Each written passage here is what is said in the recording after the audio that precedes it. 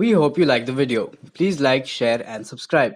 Also click on the bell icon to receive notifications. Welcome to MitKat Advisory's monthly forecast for January 2018. Devanshi, a member of the Information Services team of MitKat, will commence the monthly perspective by sharing her analysis on the key events in India for the month of December and January. To begin with, let's have a brief look at the major flashpoints from the month of December. India witnessed two major state elections that brought the BJP in power in two more states. The BJP recorded its sixth consecutive win in Gujarat and regained Himachal Pradesh. The BJP now covers 19 out of 29 Indian states. Meanwhile, Tamil Nadu witnessed an election that had the highest ever deployment of central observers for an election in one constituency. The seat fell vacant after the death of Jayalalitha in December 2016. Over 77% of the polled votes in the constituency was secured by TTV Dinakaran, the nephew of Shashikala. MitKat analyzes that with Dinakaran's win, the internal fractures in AIADMK are going to further widen. Elsewhere, a cold wave gripped North India during the month of December, causing heavy fog in several areas and snowfall in the high altitude zones. The winter in most parts of northern India caused flight and railway rescheduling, as several of both modes of transport got either delayed or cancelled due to the low visibility.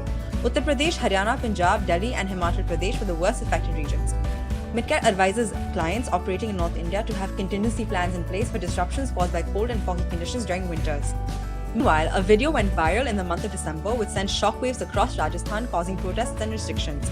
In the town of Rajsamand in Rajasthan, Shambhulal Regar was seen hacking to death and burning Afrazul, a migrant labourer from West Bengal. Later, supporters of both sides of the story took to the streets to voice their protests. Protests spread to other towns of Rajasthan, with Section 144 being imposed in Udaipur due to violent protests. MitKat analyzes that local conflicts have a high potential of taking on a communal colour in Rajasthan, where communal tensions have shown a steady rise in recent years. Moving on, in Jammu and Kashmir, a divisional commander of the Jaish-e-Mohammed, Noor Mohammed Tantre, was killed on December 26 in the South Kashmir's Pulwama district. Security forces termed the killing a substantial setback to the terrorist group in Kashmir Valley. The militant had been associated with militant activities since 2003 and joined active militancy earlier this year after jumping parole. Also in Jammu and Kashmir, on December 23rd, Pakistani troops opened fire on an Indian Army patrol, killing an Indian Army officer and 3 soldiers along the LOC in Rajouri district. Jammu and Kashmir witnessed a total of 881 ceasefire violations this year, highest in the 7 years, along the LOC and the international border, resulting in 34 deaths. MitKat analyzes that the security situation in Kashmir Valley will remain volatile in 2018. Elsewhere, in Karnataka on December 23rd, the Karnataka Rakshana Vedika, a pro-Kannada group, took out a massive rally in Bengaluru, demanding reservation and employment for Kannadigas in the state. Meanwhile, pro-Kannada groups also held protests over the issue of Mahadevi River. The protests resulted in a near-total ban on December 26 in the districts of northern Karnataka. As Karnataka heads into election year in 2018, the state is expected to witness heightened political activities. As per MitKat's assessment, the Kannada identity and role of pro-Kannada groups will be important to watch in the election, which is expected to be deeply contested between Congress and BJP and fought more on political rhetoric than real issues.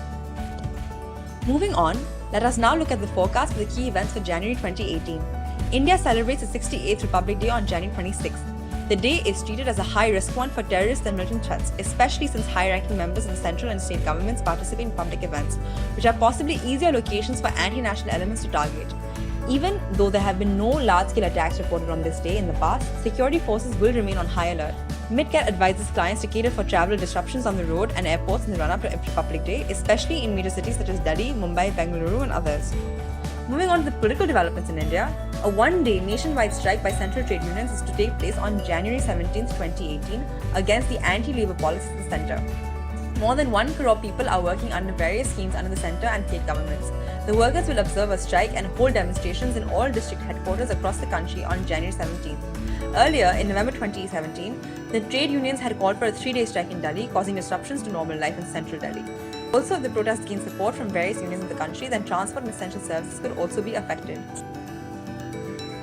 In other major political events for January 2018, the Election Commission of India will be holding bypolls to the Lok Sabha constituencies of Alwar, Ajmer and Mangalgarh assembly seats of Rajasthan.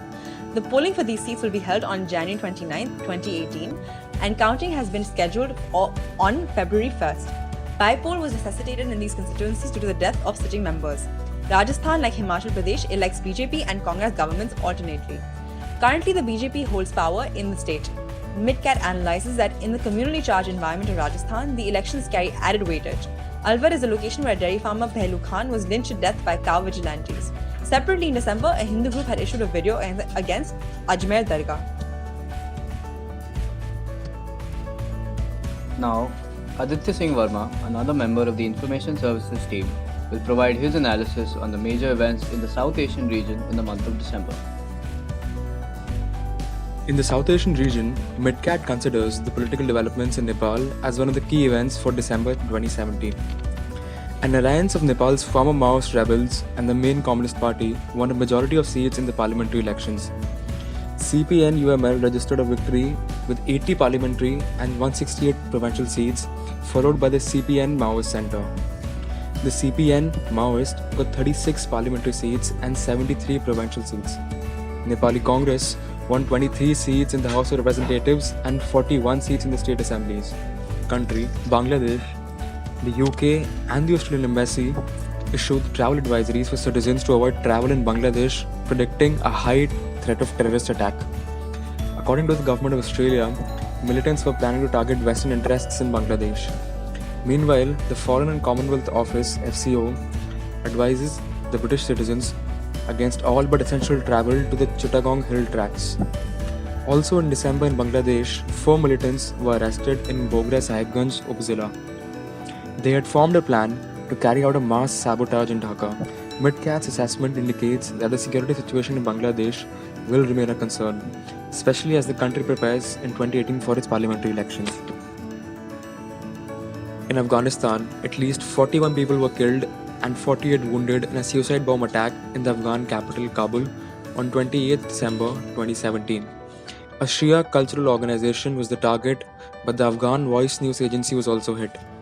The Islamic State claimed responsibility for the attack.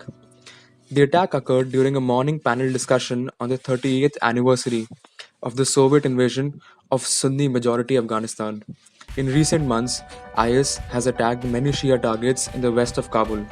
As per MitKat's analysts, there are growing fears that the Islamic State is trying to spark a Shia-Sunni sectarian war in Afghanistan, and the Shia community is increasingly dissatisfied with President Ashraf Ghani's government for failing to protect them. In another significant event in Afghanistan, in the month of December, Atta Mohammad Noor, governor of the strategically important northern province of Balkh, refused to leave office a week after Ghani's office said that the president had accepted his resignation and named a replacement. Geographically, Balkh is located at the junction of Afghanistan with former Soviet republics Turkmenistan, Uzbekistan, and Tajikistan. MitKat's assessment states that the standoff has underlined how uncertain central government control remains outside the capital and how volatile the political situation has become as maneuvering begins ahead of the presidential election scheduled for 20. In another political development in the South Asian region, in Pakistan, the release of 2611 mastermind Hafiz Saeed from house arrest in December 2017 was considered highly controversial. Saeed, who is accused of having masterminded the November 2008 Mumbai terrorist attacks that killed 166 people, was placed on the terrorism blacklist by the UN under the Security Council Resolution 1267 in December 2008. The US too has designated him as a global terrorist and has announced a reward of $10 million for information leading to his arrest and conviction. Jamaat-ud-Dawa (JUD) is an offshoot of Lashkar-e-Taiba (LET), which was behind the 2008 Mumbai attacks. It is planning to contest the 2018 general elections under the banner of Milli Muslim League.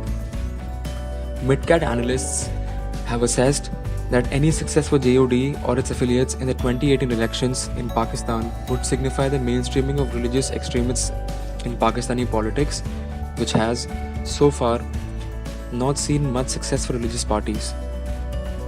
Elsewhere, 2 journalists working on reports about Rohingya in Myanmar for the news agency Reuters were arrested and detained in the Southeast Asian country's largest city, Yangon.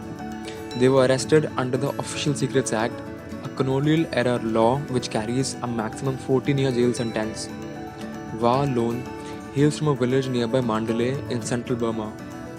In 2017 alone, 11 journalists from different publications were arrested after running critical and satirical stories about military and government officials. Moving on, in Maldives, the government suspended 3 members of a local body for meeting Indian ambassador Akhilesh Mishra. This came soon after Mali signed a free trade agreement with China and Beijing's maritime trade plan, along with 12 other agreements.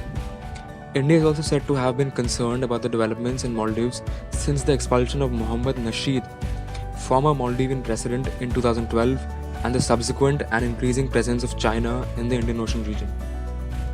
The FTA has been reported to be considerably in favor of China, and there have been many concerns of Maldives being pushed towards a debt trap like Sri Lanka.